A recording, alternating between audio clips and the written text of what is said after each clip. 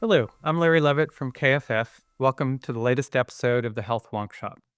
About once a month, we dive into timely and complex health policy topics with experts from a variety of perspectives. As President Trump takes over from President Biden, he inherits Affordable Care Act marketplaces that have seen record enrollment growth in recent years, driven in large part by increased premium assistance. But that enhanced premium aid expires at the end of this year. Extending the enhanced subsidies would preserve enrollment and avoid big out of pocket premium increases, yet it would also cost the federal government a whole lot of money. Debate over premium subsidies and other ACA issues is likely to swirl in the background of a big tax and spending cut debate this year. We have three of the nation's top experts on the ACA here today to discuss all of this and more. Brian Blais is president of the Paragon Institute and a former Trump administration health official. Sarah Leak is Vice President for Health Policy at the Center on Budget and Policy Priorities. And Cynthia Cox is Vice President at KFF and Director of our program on the ACA. A little bit of housekeeping before we jump in. If you have questions, submit them at any time through the Q&A button in Zoom. We'll get to as many of them as we can. Also note that this session is being recorded and an archived version should be available later today.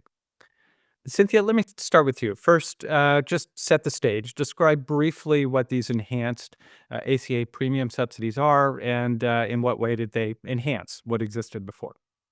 Sure. These enhanced tax credits basically lower the cost of what people pay each month for their premium on the ACA marketplaces. There were already tax credits or subsidies on the ACA as part of the original ACA, but these enhanced tax credits across the income spectrum lower how much people pay each month. And it also made some people newly eligible for financial assistance, whereas before they may have had an income that was too high to qualify for subsidy. Now they do qualify for one. And these subsidies were passed first as part of a COVID relief package. They closely mirror what Biden had campaigned on as a primary candidate and then as a candidate in 2020. But the vehicle through which they passed was kind of a temporary COVID relief. Then they were extended again temporarily with the Inflation Reduction Act, and they are set to expire at the end of this year. If they do expire and if Congress does not renew the subsidies, then what each person pays each month is going to increase significantly. Some people will still be eligible, or probably most people will still be eligible for a subsidy, but at a less of a subsidy. And some people will lose subsidy eligibility altogether. But it would take an act of Congress to extend this. The default is that they will expire at the end of this year. And the CBO has projected that it would cost about $335 billion over the next 10 years to pass a permanent extension. And Cynthia, quantify the amount of these subsidies, like on average, how much extra help are people getting? Yeah, on average, it's over $700 per year. It really varies a lot by person's income. So a lower income person is basically paying nothing each month. At the lower end of the income spectrum, they will have a $0 or near $0 premium. Because the subsidy pays for the full cost of their premium.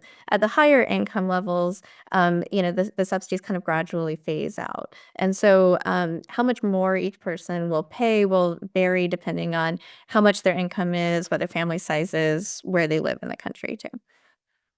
Uh, Brian, let me bring you in. So, you've expressed some concerns about these enhanced premium subsidies. Describe for us what those concerns are. Hey, and thank you for the invitation on this glorious day after the Super Bowl and beyond. Um, so the subsidies, one, they're very expensive. Um, Two, I would say, ACA, the exchange plan enrollment was well below expectations prior to the enhanced subsidies. So the plans were very narrow network, and a lot of enrollees just didn't get much value from the plans worth parting with their own money on them. The key driver of the increased enrollment has been around these zero cost or fully subsidized plans. So half of all enrollees are claiming income that qualifies them for a fully subsidized plan premium now. And that has several problems. One, it discourages insurers from actually designing plans that people value. If the government is paying 100% of the expense, people will enroll in the coverage up to the point that they don't have to pay anything. Two, it really does set a conditions to make it very conducive for a lot of fraud and bad actors. Insurers benefit when they get enrollees and they prefer now getting money directly from the Treasury. Brokers are doing a lot of things to take advantage of these free plans and enrolling people, often without their consent, and are really engaged in lots of misleading marketing. The Wall Street Journal had a story in the fall that was titled "People Thought They Were Getting a Free Cash Gift Card and They Got Signed Up for Health Insurance instead." The brokers, these lead generators, are advertising cash gift cards with phone numbers to call. People call the phone numbers. They ask about their cash gift cards, and they get enrolled in health. And they ask if they want to enroll in health insurance in addition to getting their cash gift card. They get enrolled in a health insurance plan. Many of them will never use these health insurance plans. They're not getting their cash gift cards out of it. We at Paragon estimate that the amount of fraud just last year in the exchanges because of these enhanced subsidies is exceeding $20 billion a year. The subsidies also two other drawbacks. They're inflationary. When the government is picking up the entire cost of the premium and the premium increase over time, it's giving insurers pricing power, and that means they can price in an environment where the consumer is insensitive to the prices. Is going to lead to upward pressure on premiums. Finally, I think a very real concern is if these enhanced subsidies are continued, small employers will drop coverage en masse. And that has potentially large fiscal impacts because of how large the premium tax credits are. You raise a lot of issues that I think we're going to want to come back to and unpack. Sarah, let me bring you in. And first, this question of fraud. Interested in what your perspective is on the degree of fraud there is in the ACA marketplaces, and whether those enhanced premium subsidies are what's leading to it. Well, I think, there has indeed been a huge growth in enrollment. We're at record levels of enrollment in the marketplaces, and the growth has happened among low-income people, Black people, Latino enrollees, also huge growth for people who are self-employed or have small businesses. So lots of different types of groups are represented in terms of who's benefiting from these enhanced subsidies. And there were these cases, as Brian mentioned, of brokers committing fraud and switching people or enrolling people into plans without their knowledge. I mean, look, every time there's an opportunity, there will be opportunists that try to take advantage of that. I would just say that health coverage is super valuable to people, and it's a way that people feel that they can safely access healthcare that they need, and it also brings them financial security, and they actually do value their marketplace coverage in very high numbers. So I would just say that knowing how important health coverage is to people and how affordability continues to be such a barrier for folks who are still uninsured, that we, if there's fraud out there that needs to be dealt with, there's ways of directly dealing with that. And in fact, the federal government had been taking steps all during last year to deal with those broker initiated fraud instances that happen on a pretty large scale, and in terms of people not knowing what was happening. But that doesn't mean that we need a tighter system or less affordable coverage. And I would say that that's definitely not what the enrollees have been asking for. We have a project at the Center on Budget that has been talking directly with marketplace enrollees over the past year and continues to do so. And when they understand that the enhanced premium tax credits could go away, they're very concerned. They're worried. They're frustrated. They want to know what they can do about it. And they definitely think about how those increased costs, even if they might seem small, those additional increased costs can really cause them to have to make really hard decisions and trade-offs about what healthcare they can receive. We heard from people who have chronic conditions and feel like they're not going to be able to go to all the specialists that they need to see. We've heard people talking about the way that it puts pressure on their budgets in terms of other things that they might need. So I would just say the people in the marketplace are really benefiting from the enhanced premium tax credit. It's a way for people to get coverage when they don't have other options and other affordable options, and I think that's good news. Cynthia, let me bring you back in. So, both Brian and Sarah talked about the enrollment growth. Give us a sense. How fast has enrollment been growing since these enhanced subsidies were put in place, and where is that enrollment growth happening? Sure. So, just as some background, the ACA marketplace enrollment had been pretty steady, basically since the first year or two that the marketplace has launched. Enrollment hovered around 11 to 12 million people per year, even when there were some pretty significant changes happening either in policy or kind of the raw premiums changing before accounting for the subsidy. Even with huge changes in the kind of environment around the marketplaces, enrollment was basically 11 to 12 million people each year until 2021 when the enhanced subsidies were first passed, and then especially 2022, which was the first full year that they were enacted. That's when you started seeing marketplace enrollment growing by 3 or 4 million people each year on average, up until the point that the marketplaces have now doubled in size just in the last 4 years. Um, Now, that growth is not even. The places where we see the most growth, where there's also, and I will say first that there's a lot of overlap in these factors, so it's hard to disentangle, which is driving things the most. But states that had high uninsured rates to begin with in 2020 have seen a lot of growth.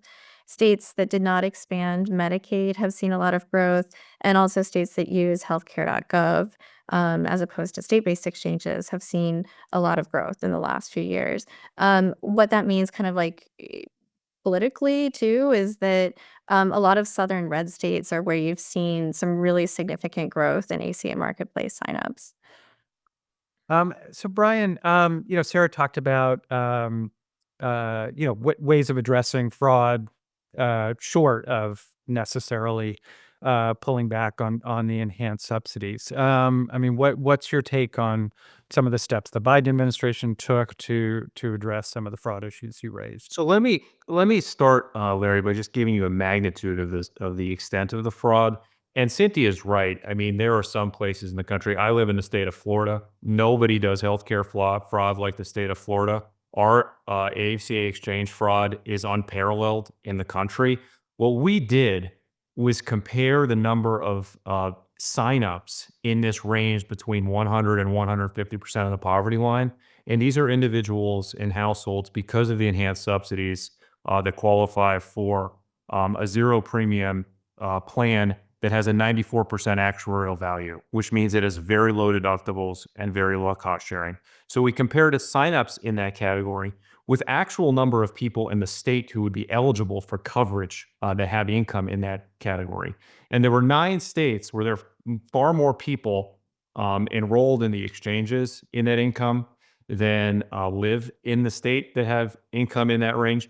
In Florida, we have 4 times as many people reporting income in that category as have signups than have income in that category. Healthcare.gov is a real problem. Cynthia mentioned it. One of the problems with the Biden administration's oversight of the exchanges over the last couple of years is not doing income verification, so doing self-attestation. That is just, again, it's a policy decision that exacerbates underlying incentives that insurers, brokers, and enrollees have to commit fraud. I think the real problem if the so to go back to if we undid the enhanced subsidies, enrollees would still qualify for a very large premium tax credit that would cover the vast majority of the cost of a plan. The issue is for some of these low income enrollees, do they value the coverage enough at $30 or $40 to pay for a premium that a plan probably costs $600, so that the taxpayer is still going to be on the hook for most of it? Do they value it enough to pay a small fraction of the premium? And I think that's a reasonable question given the U.S. budget issues, which are we have $2 trillion budget deficits. Should we have people demonstrate that they obtain at least a modicum of value to enroll? And that modicum of value is really the check against fraud. Because if the enrollee is paying a premium contribution every month, really regardless of what it is, they have some incentive to make sure that they're enrolled in the plan, that they don't have other coverage that would make them ineligible for this plan, and really be the check. There's other things that could be done as well to your question. Like we could verify people's income. We don't have to accept self-attestation. Another problem is that the ACA subsidy structure is complicated. People estimate their income, and the insurer is then advanced a monthly subsidy based on that estimated income. And then there's a reconciliation process at the end that brings in harmony, or supposed to bring in harmony, the estimated advanced amount and the actual amount the person was entitled to. But there's severe limits on how much the government can recapture if the individual misestimated income. So you could increase the amount of the subsidy that the IRS would recoup if income was underestimated and the insurer got too much subsidy advanced to them in advance. So Sarah, I'm guessing you have some some thoughts on all that. One question. So you said you've been talking to exchange enrollees. I mean, paint a picture of kind of who those enrollees are, particularly these enrollees who are receiving the full premium subsidy, and what kind of incomes they have, what kind of volatility they have, and what it would mean for, as Brian suggested, if people were paying $30-$40 a month for insurance. Yeah, to give a sense of that income range, I think that we're talking about for an individual, it's about $15,000 in income to about $22,000 in income a year, I think. So we're talking about for an individual. So we're talking about people with very low incomes. Some of the folks that we've talked to in our project are, they're gig workers. They're like rideshare drivers. They have like healthcare billing jobs. Like they don't have, you know, a health insurance through their employer. They are not eligible for Medicaid. And I would just say that the system as it's built in terms of people projecting their income forward, it's meant to let people have coverage and to then not be overly penalized and punished when they make an error, or if the income that they end up making at the end of the year is different than what they thought it was going to be. And that's really important because this is complicated stuff. It's very hard for a lot of folks, especially people with low incomes, but especially people in seasonal work and jobs that fluctuate in terms of hours and pay, to know what they're going to make for the year ahead. So, is it unreasonable for somebody who is a right around, I think I'm going to make $15,000 next year, $16,000 next year, but then I actually make $13,000 next year. I don't want that person to not have coverage. I think they shouldn't be overly penalized and really, money squeezed out of them that they don't have in terms of like what would they be able to pay back to the IRS. So, I think it's really important to think about the point of this whole exercise is to make sure people have coverage. And a lot of the folks in that income band that we're talking about in other states, they have coverage with no premium also, right? They have Medicaid because their state has expanded Medicaid. So they're and I would just say that $30 a month might not seem like much, but for people at that income range, it really is a big deal to have to deal with all the expenses that they have. Like this is these are families that would have, like I said, fluctuating income. They would have, housing costs that are really high. People talk to us a lot about food costs being high and transportation costs being high and other things that come up for their families. So if we as a nation want to make sure that people have access to coverage, we have to think really seriously about how big a barrier even a small premium amount presents. And if we're trying to fight fraud, I would argue that raising people's costs isn't the way to do it. So I just think, there is a lot of volatility at that income level. It's hard for a lot of us to know how much money we're going to make in the following year. And I don't think that, charging people more up front or trying to claw more back from people that don't have a lot of money is the right way to go. Thanks. Want to bring in some audience questions, of which we have many, and a couple revolved around some things all of you touched on, which was how much effect the expansion of the subsidies has had on uninsured, on hospital uncompensated care. Brian, you talked about it, leading to small businesses dropping coverage, which could offset some of that. drop in people without health insurance. Question of how much that's actually been happening. Cynthia, let me start with you. I mean, what effect has all this had on the uninsured rate in the U.S.? So, with the combination of the enhanced tax credits on the ACA marketplace, as well as some pandemic era protections for people with Medicaid that kept them enrolled in coverage continuously without being disenrolled, the uninsured rate has reached record lows in recent years. So, a lot of that is the marketplace, having doubled in size. Um, so this has had a measurable effect, I think, on the uninsured rate. I would also point out that people who are getting coverage through the ACA marketplaces are getting access to healthcare too. So that mean we can look at claims data or insurer filings where they say how many hospitalizations or doctor's visits they've paid for, and so this coverage is also translating to access to care as well. And Brian, I mean, have we seen small businesses dropping coverage, or we had a kind of similar question about, the uninsured. Would you advocate other ways of addressing people without health insurance, or is that even not the right goal? Yeah, well, so if you go back to 2009 and 2010, like the construction of the ACA, um, it wasn't just expanding health insurance coverage regardless of any fiscal cost, right? It was, all right, we have a budget constraint. What can we do within a budget constraint?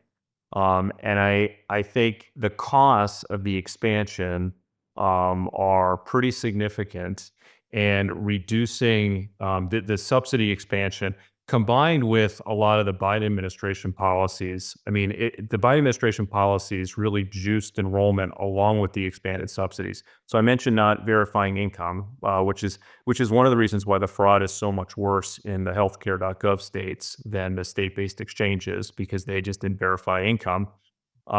They also created a special enrollment period for anyone claiming income between 100 and 150% of the poverty line that could sign up at any point in time during the year.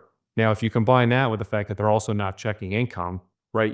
I don't think that this is a well-run approach to a government program. And I think the fraud rates that we're seeing, like, we don't want a sensible, common sense government program. You don't want operating the way that this is operating. It is not operating by the rules currently in place, right? So it is not people with income above 100% of the poverty line to 150% are getting these enhanced subsidies for the zero premium plans.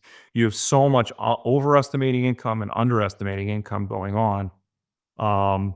And I mean, I get that, we don't want to significantly, to Sarah's point, like on the subsidy recapture, but right now there's no penalty. So there's no penalty for misstating income, for committing fraud.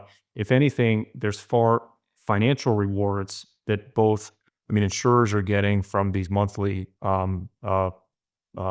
payments for people that aren't eligible, where they wouldn't sign up if they had to pay their own premium, and then the brokers are getting. So I think, there needs to be, like, just extending this policy of the subsidies, I think does create problems. I think, for small businesses, we know that the offering of small businesses has declined a bit since 2010. I think one of the issues with small businesses is whether these enhanced subsidies are made permanent or not. I think if they are made permanent, you'll have more action from small businesses dropping coverage, because they will view it as a permanent change in government policy, which it would be. And if people get an offer of health insurance through their employer, they aren't eligible for the premium tax credits. So as the premium tax credits get larger, right, that reduces the incentives for small employers and their businesses to offer coverage, because they can drop coverage, they could increase wages, and workers benefit because they get higher wages, and then they also qualify for the larger subsidies to purchase in the exchanges. Well, I want to bring Sarah in, and I'll just note that there's a lot of controversy in the field about the relationship between wages and offering of health benefits. That may be a good topic for another day. We probably won't get back to that today. But Sarah, let me bring you in. Yeah, I didn't want people that are listening to leave a wonk shop, podcast without making the wonky point that income actually is verified and information is verified from people's applications in healthcare.gov. So they don't just say it and then it's done. It's verified electronically in the system with available data. And that's a good thing. It's a good thing to do, electronic data matching and let people provide the information, that they have about their work and their household and all of the things that matter to eligibility. So, and then I guess, the other point I would make is I think the question of like just stepping back a little bit, we have made like really great coverage gains. Like we're at a record low uninsurance rates in our country for a variety of reasons, including the Medicaid expansion.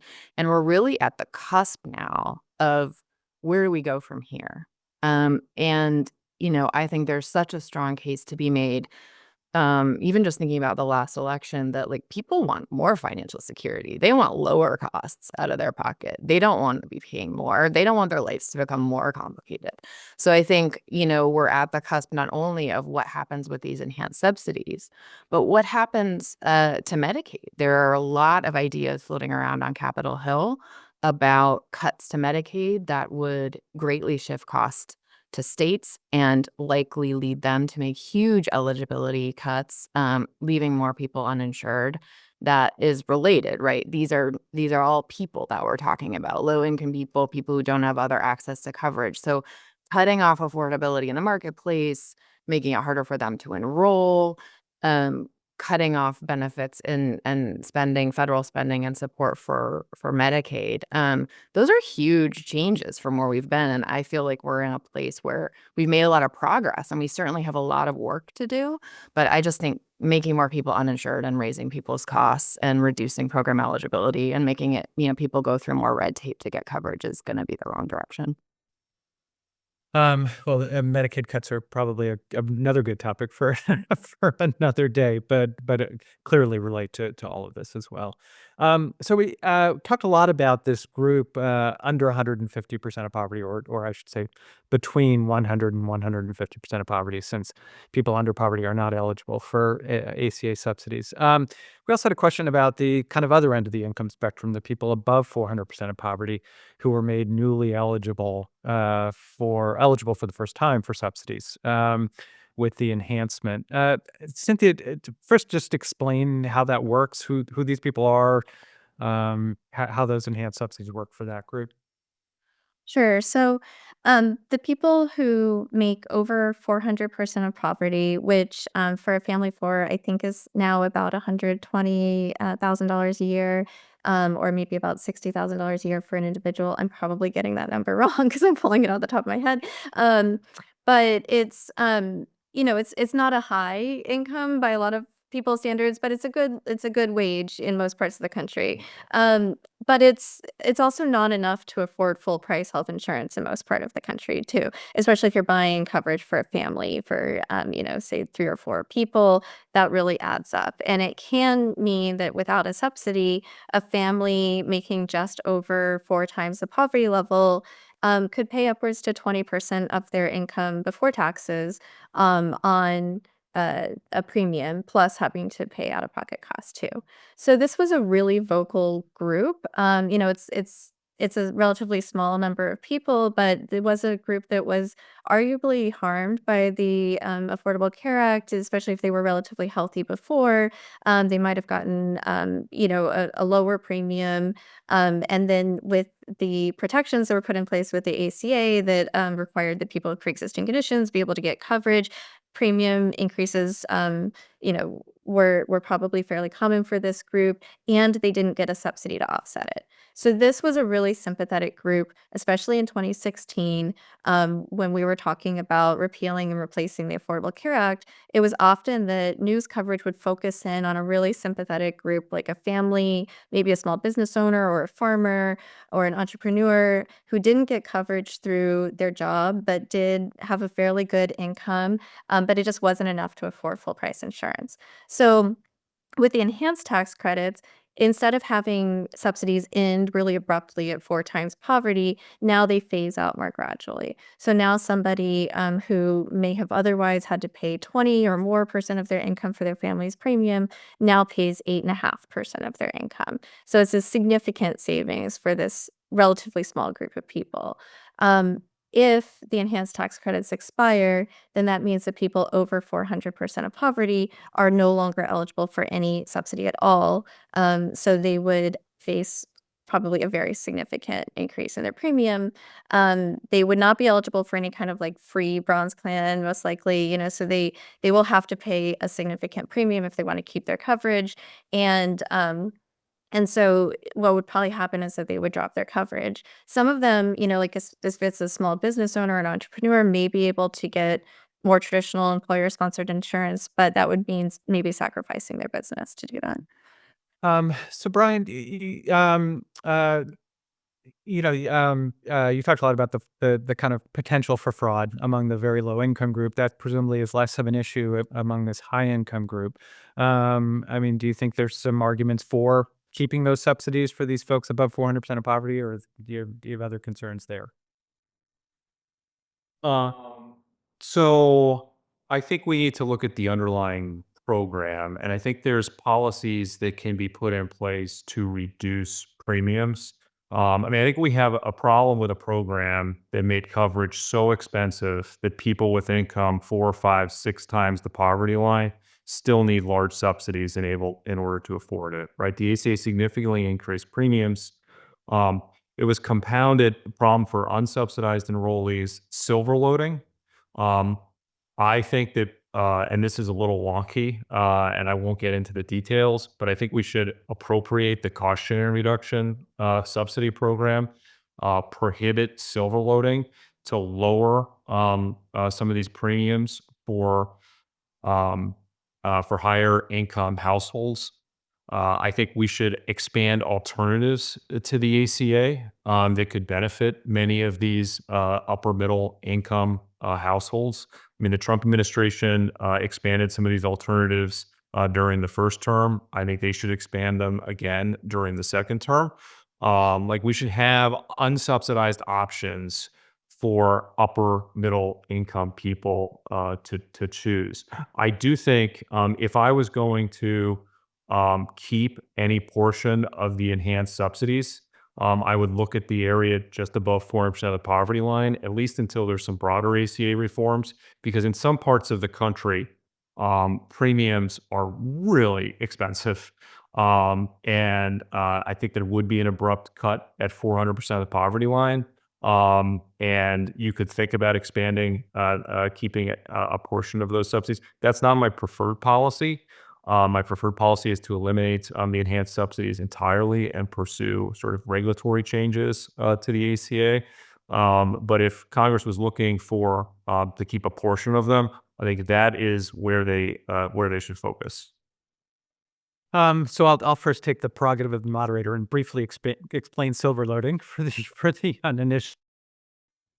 The Affordable Care Act requires insurers to lower deductibles and copays for low-income people. Originally, insurers were compensated directly for the extra cost of that. During the first Trump administration, following some lawsuits, the money that went to reimburse insurers for the lower cost sharing was stopped, and in response, insurers increased premiums for mid-level silver plans, which is often called silver loading.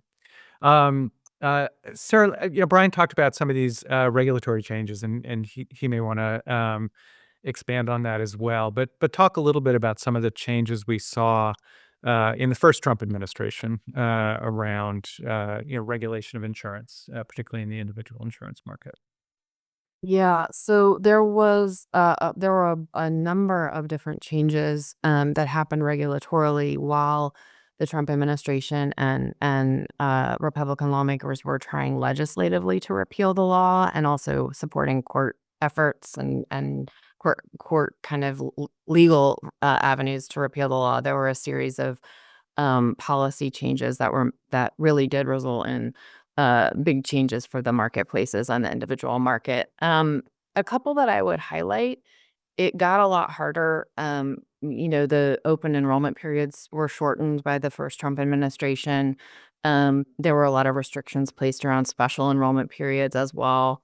The funding for navigators that help people enroll who are, non-brokers, so don't make money off what plan you choose and that sort of thing. The money for that was greatly reduced. And then there were a bunch of technical changes as well that, made coverage more expensive for people, that sort of thing. I don't want to see that happen again.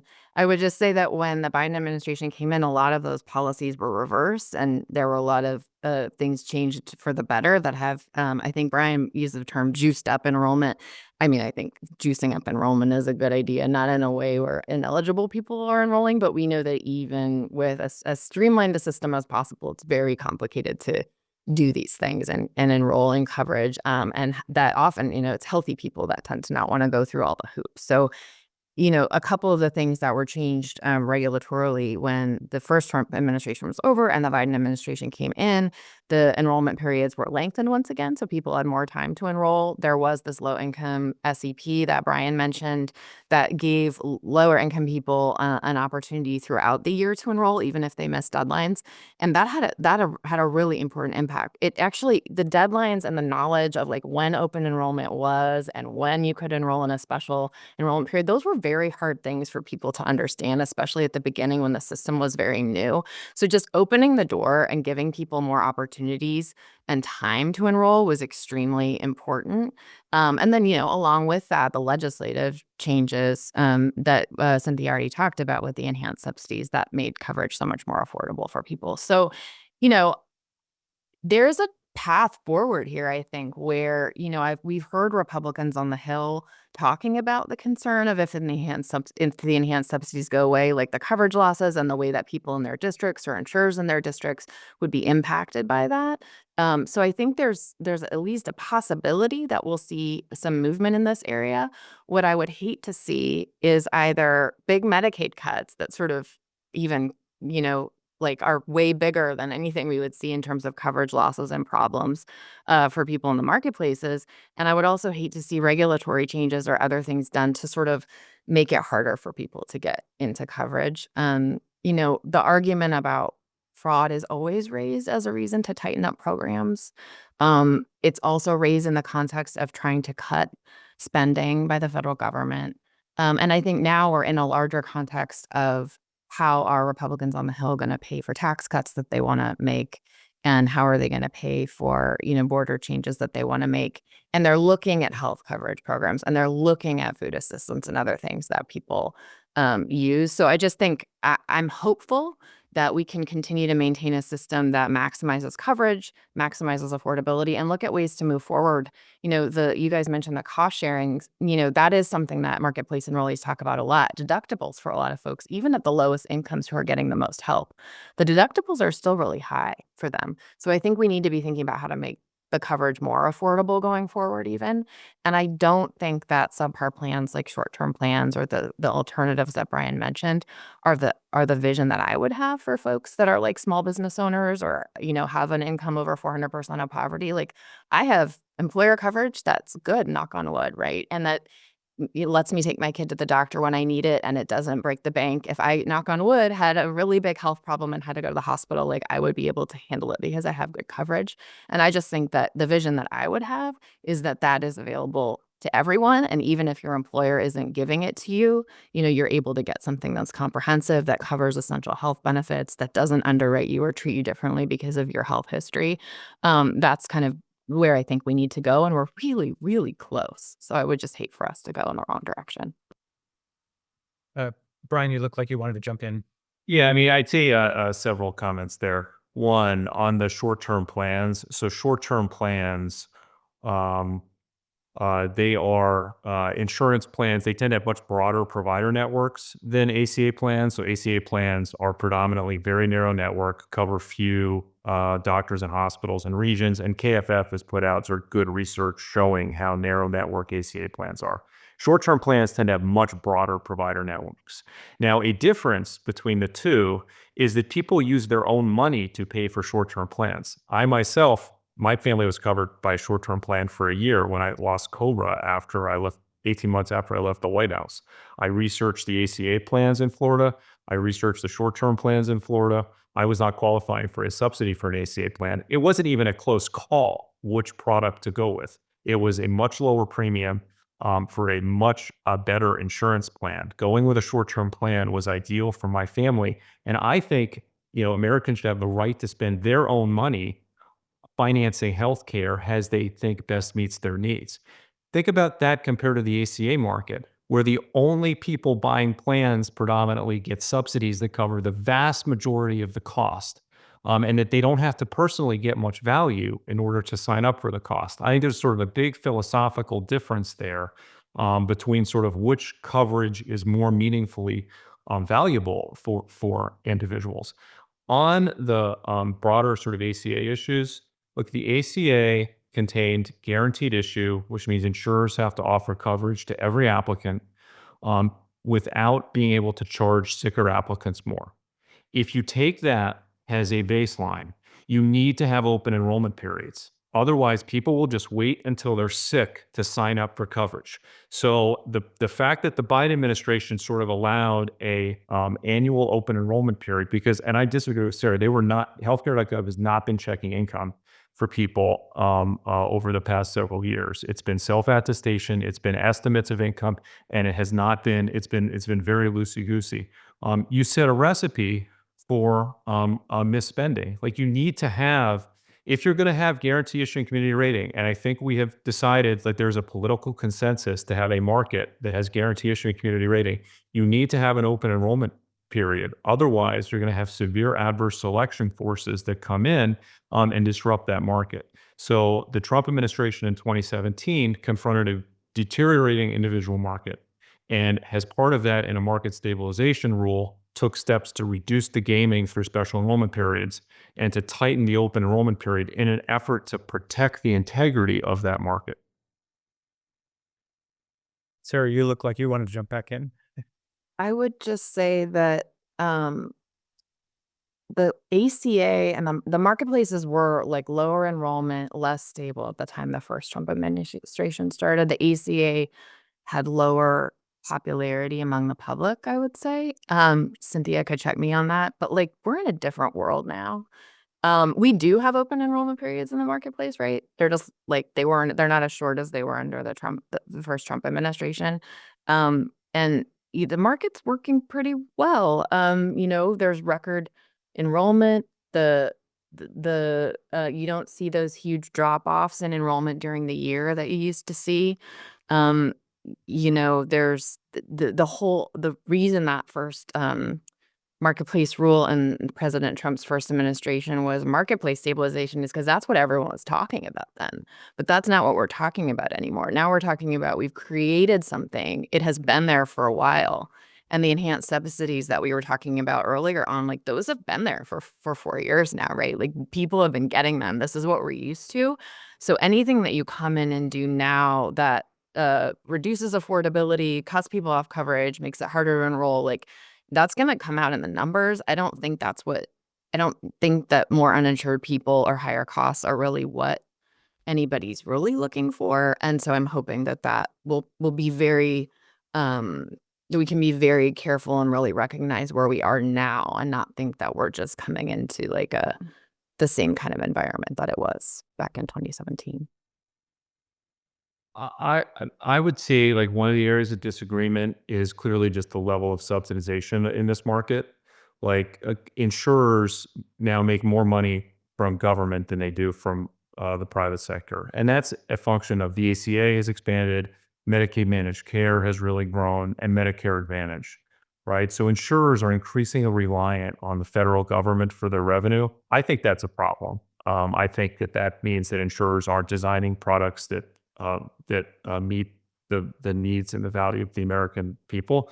But I do think, in terms of the question, what's the right level of subsidization in the individual market now, that it's way over subsidized, and that we have too much government financing. And in terms of affordability, you also need to look at how things are affordable to the American taxpayer, right? And are they getting a return? And I think, at the right level of subsidization is to go back to the original underlying Obamacare subsidy structure, and it will have a more valuable market if there is less subsidization in that market.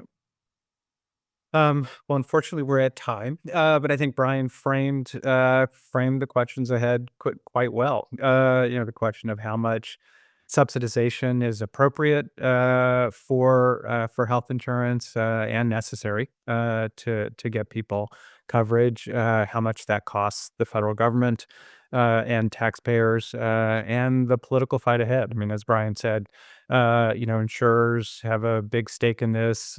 Sarah talked about enrollees having a big stake in this. Obviously, hospitals and clinics and states as well. So I think we have definitely an interesting several months, if not more, ahead of us in this debate. So let me thank Cynthia, Brian, Sarah. Great discussion. If you're willing, love to think about having you all back later in the year as well, as this debate heats up. So thanks again, and thanks to all of you for joining us, and see you next time on the Walk Shop. Thank you.